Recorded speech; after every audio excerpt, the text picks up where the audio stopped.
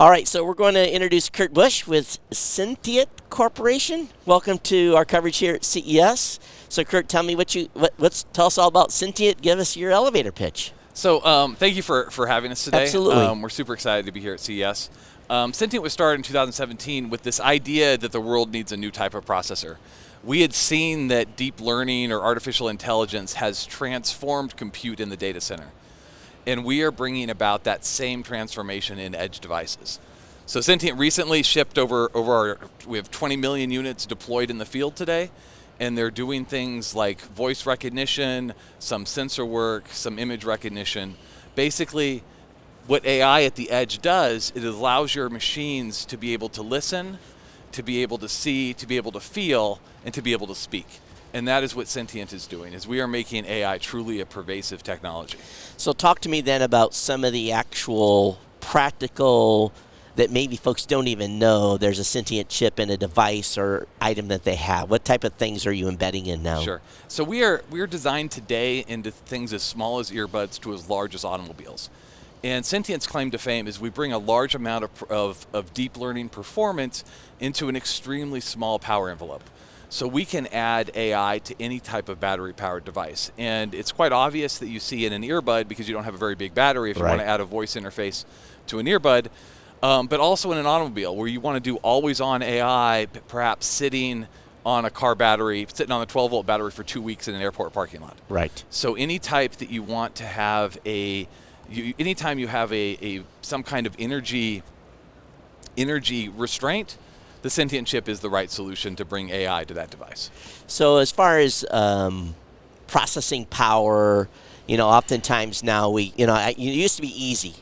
When back in the early days, you had the 88, 80, 20, 86, 80, you had this real easy progression of chips to kind of understand where you're at. Today, if someone told me the Intel chip and whatever version it was, I'd be like, okay, I don't even know anymore. Right. And they have so many cores or whatever.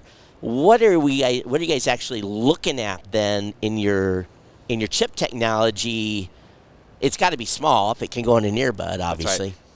And I've seen, I remember days and I worked in electronics for many years, specifically in radar and that type of stuff. And those chips were not small. All that technology was big and could take a lot of power. So, what are we talking about? Pinhead-sized chip? Sure. So our first chip is approximately 1.4 by 1.6 millimeters, so quite small. Yep. And we're scaling up to larger and larger chips. Our second generation is about four times that size, but still things that can be put into small battery-powered devices. And you've talked about an interesting comment is that we really haven't figured out how to judge performance. Like in the old days, we could look at Intel processors and say, okay, I went from a 286 to a 386. There's so much megahertz. Right. But in deep learning, you really look at the specific workload.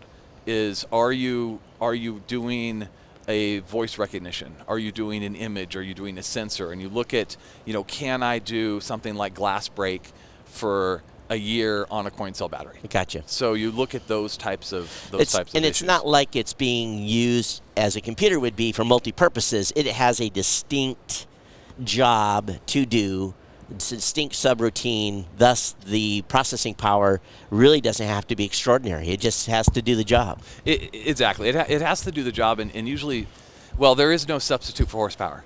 So if you can, one of our claims to fame is we bring approximately 100 times the performance in the same energy envelope as a microprocessor. Wow. Or as a microcontroller. Right. So if you have 100 times increase in performance, you can really build a bigger network. That's right. And typically in deep learning networks, you look at the number of parameters. So you say, a microprocessor or a microcontroller may do a 10 to 20,000 parameter network, while a Syntiant chip may be doing a multi-million parameter network. So you build much bigger networks and have much more accurate applications. But I think you use the microprocessor analogy, and I'd like to throw one out there. We often think of that way our Gen 2 processor is Syntiant Core 2. We view that as our 386. And I'm showing my age, but Sure. you probably fit in here. And the rest, if you guys don't want 386s, don't worry. Yeah. So, well, we'll do a history lesson. Is when the 386 came out, it was the first mass market processor that ran multiple threads at the same time. Right. And it really allowed us to have the Windows generation. Sure. And Syntiant Core 2 allows us to run multiple heterogeneous neural networks at the same time. So we view that as our 386. This is the thing that you can run one network for image recognition, you could run one for voice, you could run one for sensors, all acting in parallel.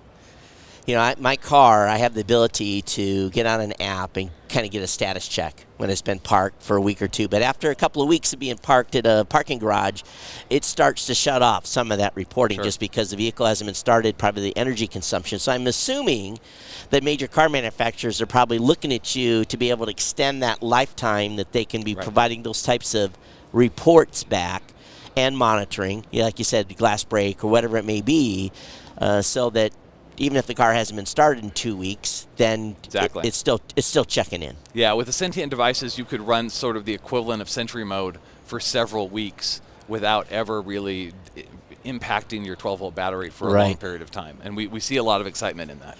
So for the show, what are you guys looking to accomplish here at the show? Just get education, get more, you're looking to connect with industry clients, or? So CES has always been a great show for us. Last couple of years, we've gotten a couple of Best of CES Innovation Awards. This CES, we have several partners that have announced products with us. We have a TWS reference design that we announced to help customers add voice to earbuds in a very simple manner.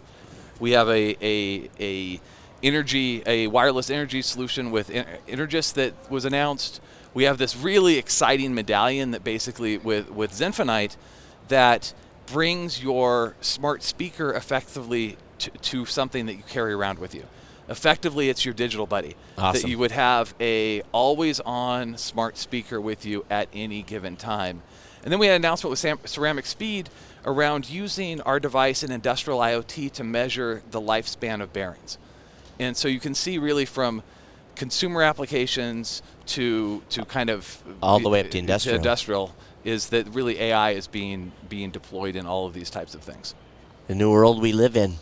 Well, we got Kurt. I want to thank you coming up with Syntiant. Is it Syntiant.com? Is that the best way? Syntiant.com, yes. So Syntiant.com. Everyone, go check them out. Thanks for coming on, sharing exciting stuff here, and exciting what you guys are doing at Syntiant. Thank you so much. Thank you very much. I'm excited to be here. Yep. Thank you so much, Kurt. TPN CES 2022 coverage is executive produced by Michelle Mendez. Technical directors are Kurt Corliss and Adam Barker. Associate producers are Nancy Ertz and Maurice McCoy. Interviews are edited by Joe Minnie. Hosts are Marlo Anderson, Todd Cochran, Scott Ertz, Christopher Jordan, Danielle Mendez, and Alante Sparks. Las Vegas studio provided by HC Productions. Remote studio provided by PLUGHITZ Productions. This has been a Tech Podcast Network production. Copyright 2022.